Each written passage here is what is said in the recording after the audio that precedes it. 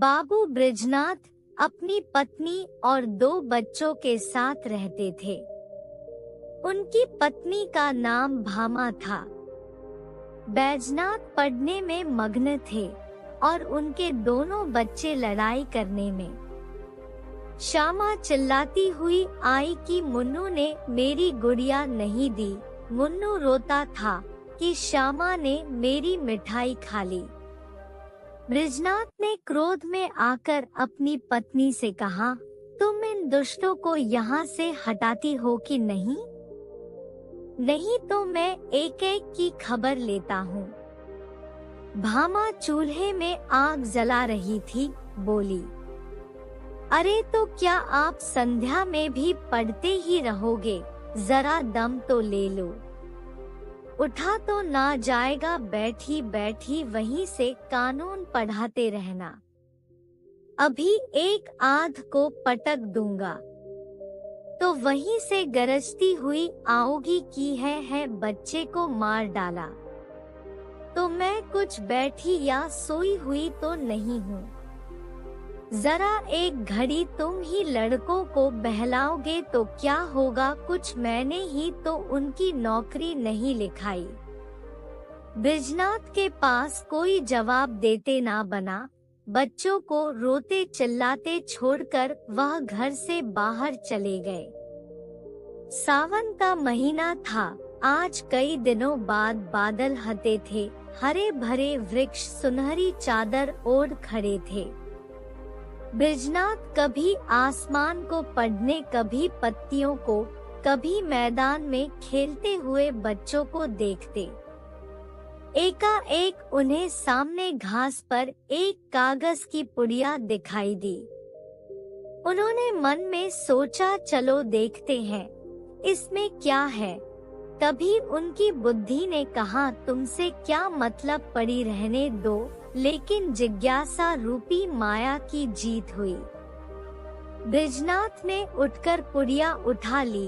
कदाचित किसी के पैसे पुड़िया में लिपटे गिरे पड़े हैं।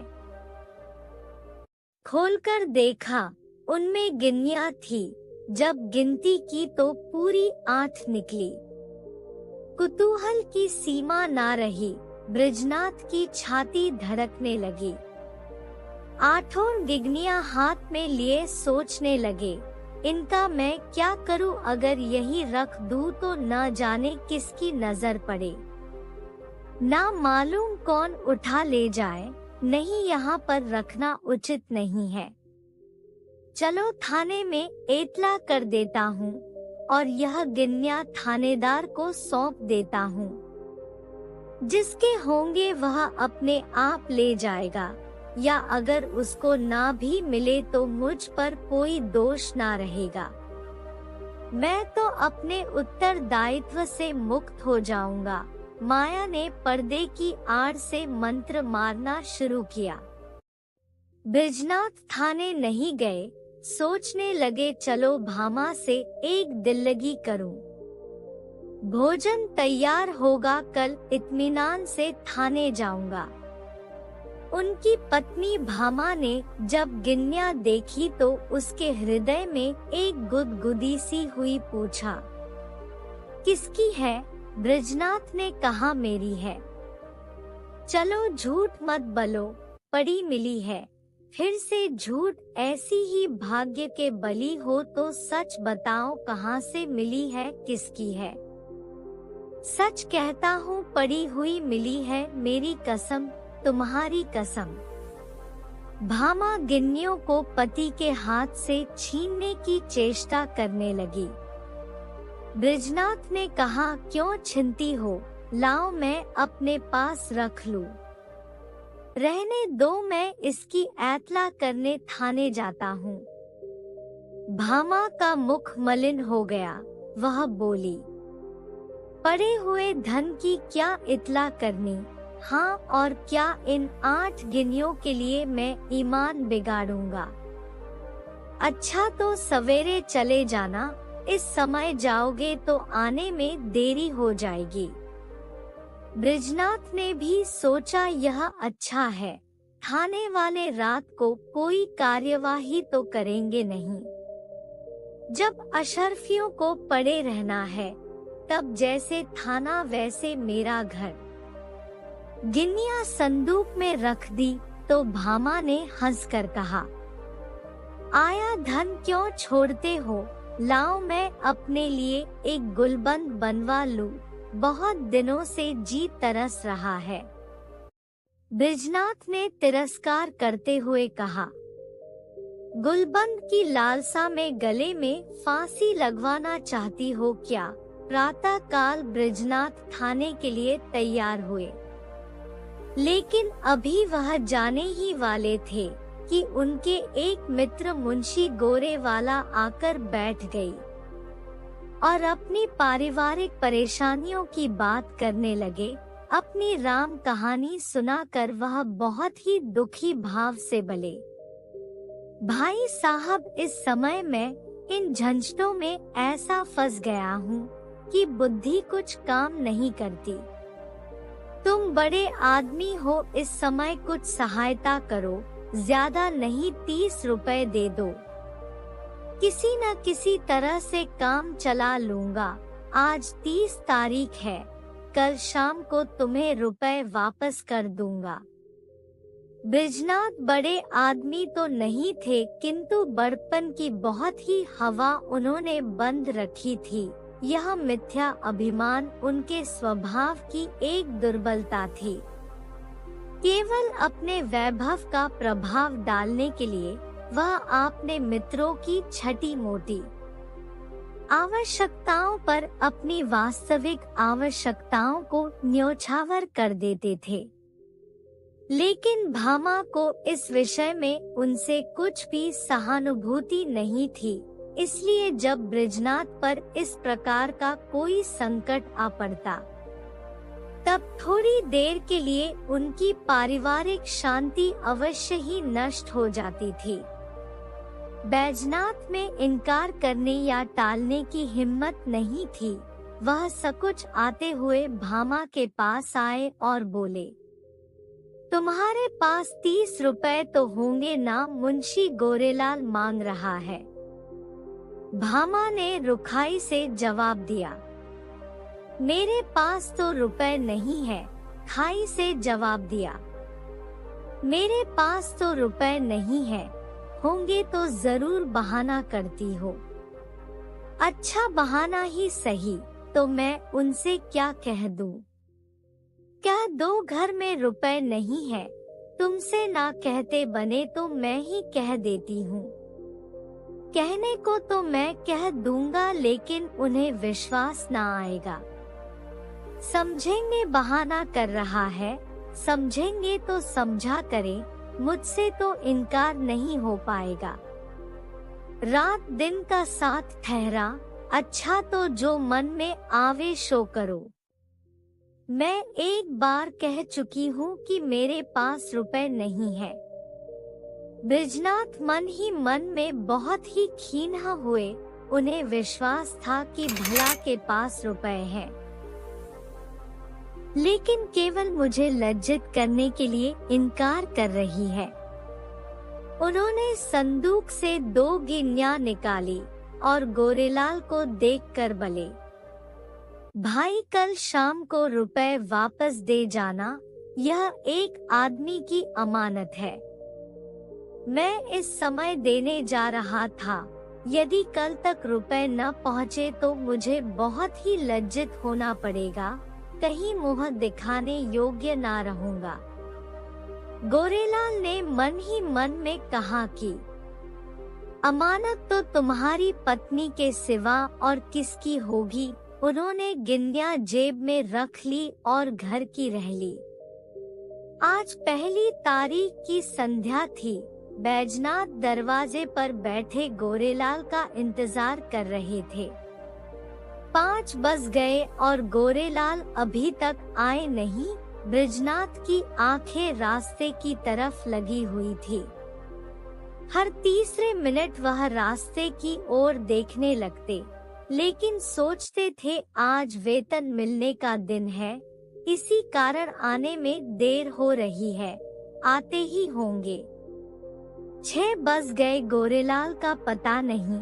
गोरेलाल के साथ काम करने वाले कर्मचारी एक एक करके चले आ रहे थे। बृजनाथ को कई बार धोखा हो रहा था कि वह आ रहे हैं, जरूर वही वैसे ही कपड़े हैं और चला भी वही है, हाँ वही है, इसी तरफ आ रहे हैं। अपने हृदय से एक बोझ सा उतरता हुआ मालूम हुआ, लेकिन निकट आने पर पता चला कि वह कोई और है। अब बृजनाथ का चित्र चिन्ह होने लगा। वह अपने बरामदे में खड़े सड़क के दोनों तरफ निगाह दौड़ा रहे थे। 2-3 बार दूर से आते लोगों को देखकर गोरेलाल का भ्रम हुआ। 7 बज चुके थे। लोगों के घरों में चिराग जल गए। सड़क पर अंधेरा छाने लगा।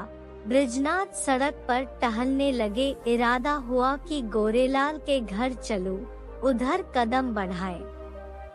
लेकिन हृदय कांप रहा था कि कहीं रास्ते में आते हुए गोरेलाल ना मिल जाए, तो वह समझेगा कि थोड़े से रुपयों के लिए इतना व्याकुल हुए जा रहे हो। थोड़ी ही दूर गए तो किसी को आते देखा। भ्रम हुआ गोरेलाल है। मुड़े और सीधे अपने बरामदे में आकर दम लिया। लेकिन फिर वही धोखा, फिर से वही भ्रांति। तब सोचने लगे कि इतनी देर क्यों हो रही है। क्या अभी तक वह अपने काम से वापस न लौटे होंगे? ऐसा कदापि नहीं हो सकता। उनके साथ काम करने वाले तो कब के जा चुके हैं। बस 2 ही बातें हो सकती हैं। या तो उन्होंने कल आने का निश्चय किया होगा, सोचते होंगे रात को कौन जाए, या फिर जानबूझकर घर पर ही बैठे होंगे, देना ना चाहते होंगे। उस समय उनको गरज थी, इस समय मुझे गरज है। मैं किसी और को क्यों ना भेज दूं, लेकिन किसको भेजूं? मुन्नू जा सकता है, सड़क पर ही तो उनका मकान है। यह सोचकर वह कमरे में गए। लैंप जलाया। अचानक किसी के पैरों की आहट उन्हें सुनाई दी। वह आंगन में चले आए। देखा पड़ोस का एक आदमी तार पढ़ने के लिए आया है। उसे बोला, भाई इस समय मुझे फुर्सत नहीं है, थोड़ी देर में आना। उस आदमी ने कहा, बाबूजी घर भर के आदमी घबराए हुए हैं, जरा एक निगाह देख लीजिए। बृजनाथ ने झुंझलाहट में उसका तार अपने हाथ में लिया और सर्जरी नजर से देखा और बोले, कलकत्ते से आया है, माल नहीं पहुंचा। पड़ोसी ने डरते डरते कहा, बाबूजी इतना और देख लीजिए कि किसने भेजा है। इस पर बृजनाथ ने तार फेंक दिया और बोले, मुझे इस वक्त फुर्सत नहीं है।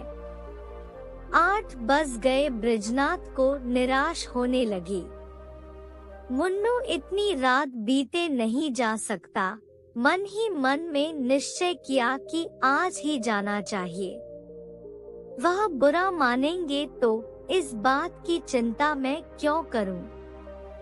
अंदर जाकर भामा से कहा, मैं जरा एक काम से बाहर जाता हूं, किवाड़ बंद कर लो। चलने को तो चले, लेकिन पग पग पर रुकते थे। गोरेलाल का घर दूर से दिखाई दे रहा था। लैंप चल रहा था तो वह टिकट गए और सोचने लगे, क्या कहूँगा? कहीं उन्होंने जाते जाते रुपए निकाल दिए और देर के लिए क्षमा मांगी तो मुझे बड़ी ही छेद होगी।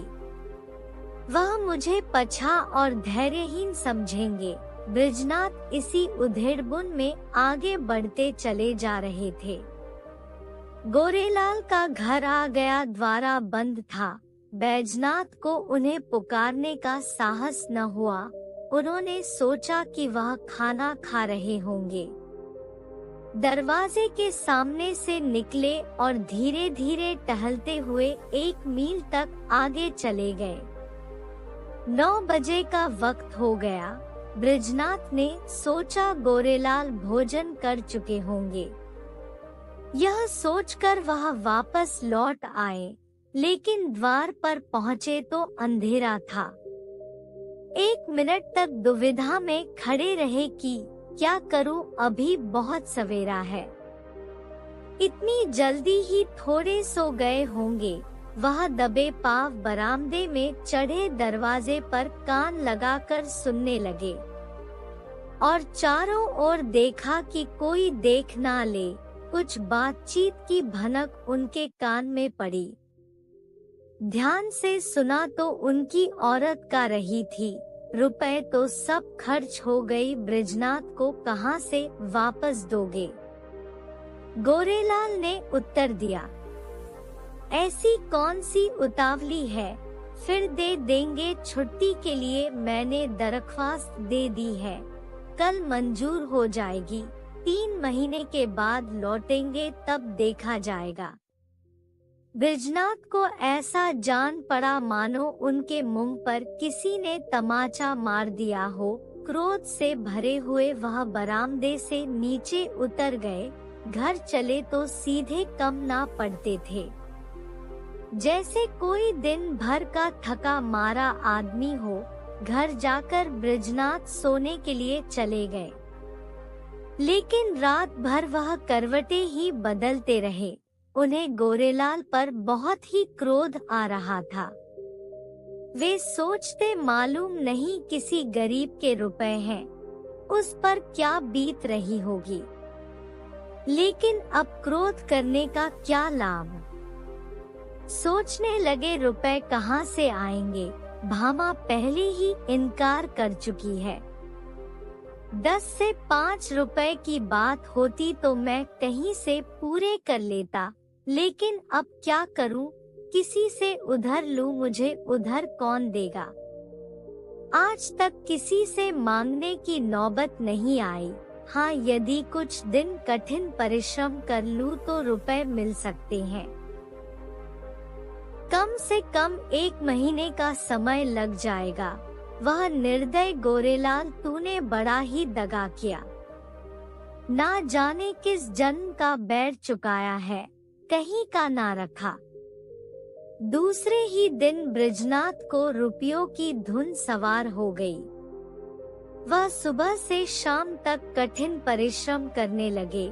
ना रात देखा और ना दिन। सिर उठाने की भी मोहलत नहीं थे।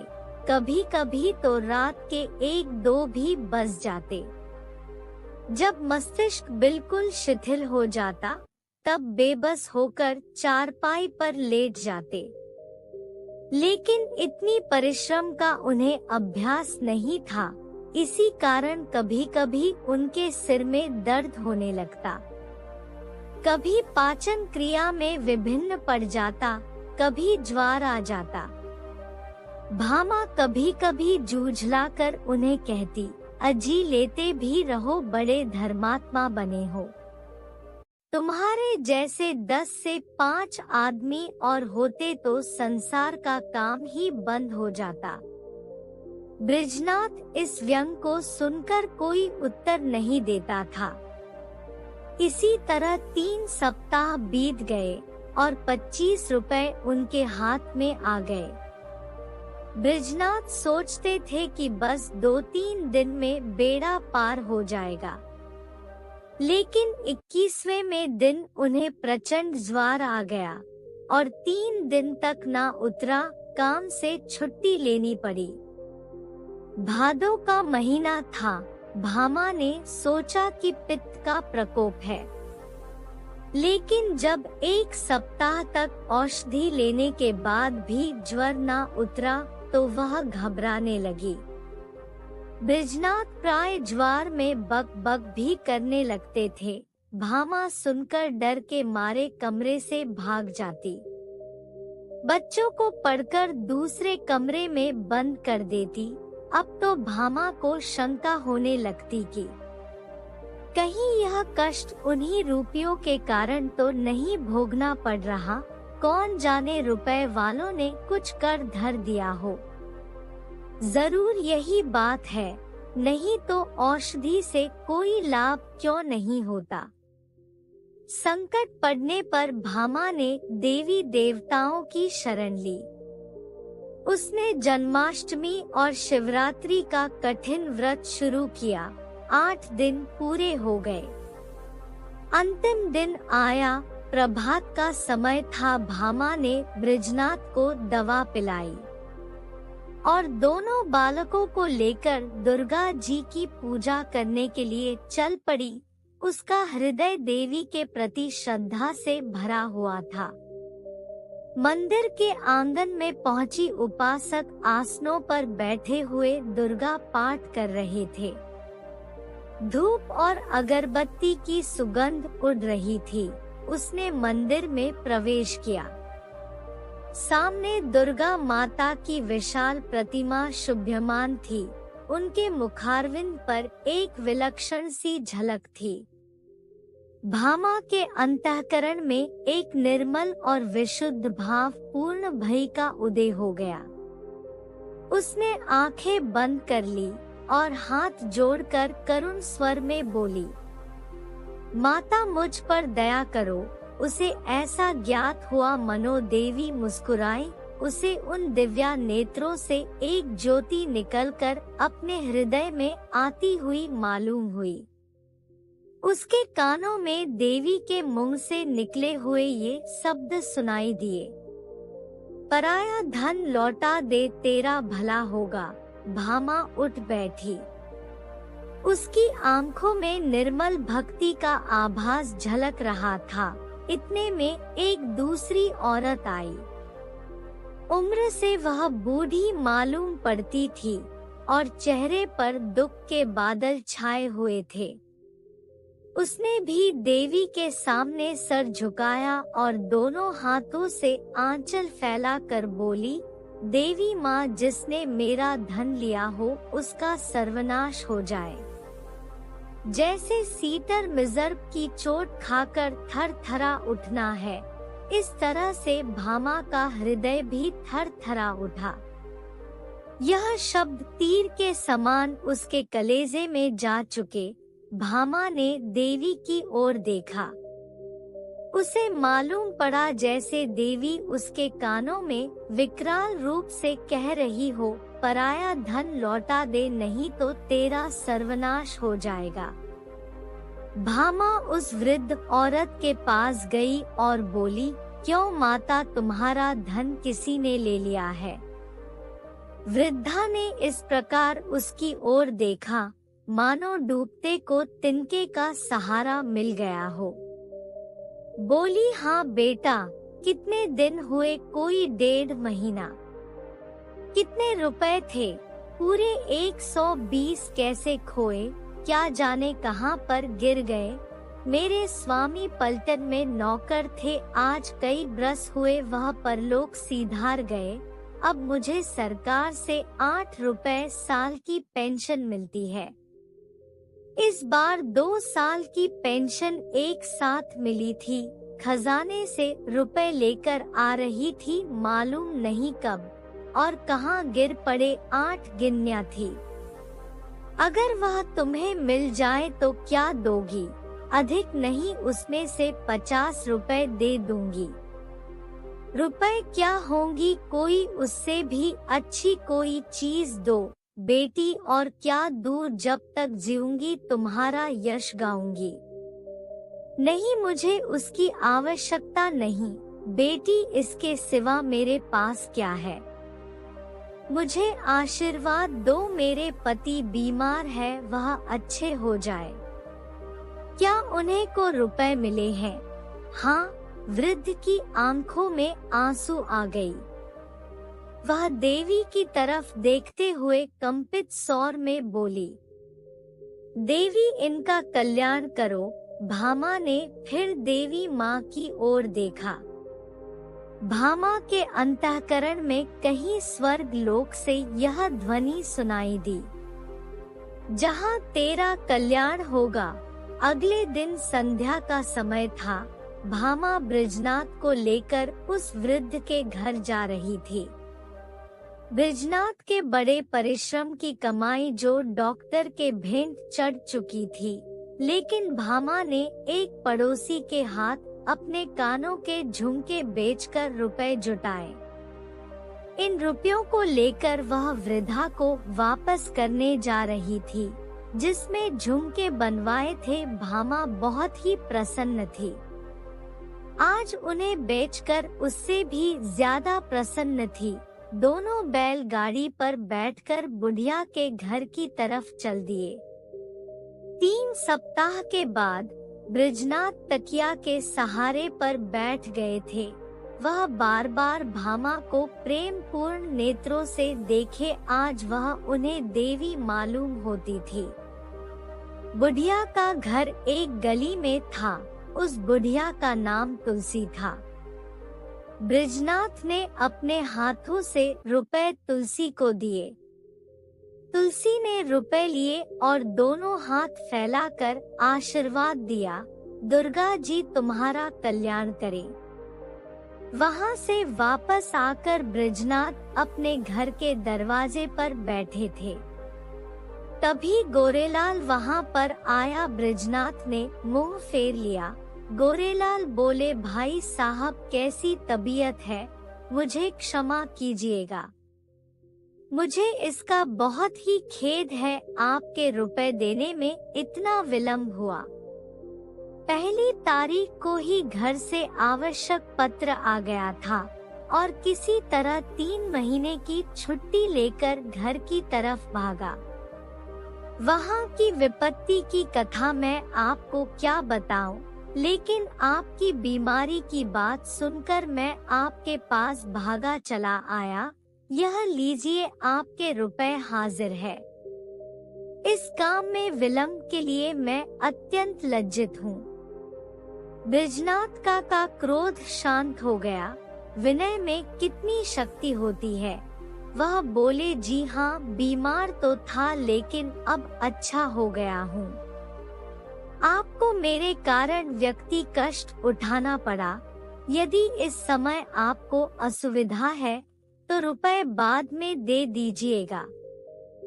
गोरेलाल विदा हो गए तो बृजनाथ रुपए लेकर भीतर आए और भला से बोले, ये लो अपने रुपए। गोरेलाल दे गए। भामा ने कहा, यह में वृद्धा तुलसी के हैं। एक बार पराया धन लेकर सीख गई हूँ। बृजनाथ ने कहा, लेकिन तुलसी के तो पूरे पैसे हमने दे दिए। भामा ने कहा, दे दिए तो क्या हुआ, यह उसके आशीर्वाद की न्योछावर है। तुम्हारे कान के झुमके कहाँ से आएंगे? झुमके ना रहे तो ना सही, सदा के लिए कान तो है। अब बृजनाथ और उसकी पत्नी भामा दोनों बहुत ही संतुष्ट थे कि उनके सिर पर किसी का कोई ऋण नहीं है। वे फिर से एक बार अपने सुख में ग्रस्त जीवन में वापस लौट गए।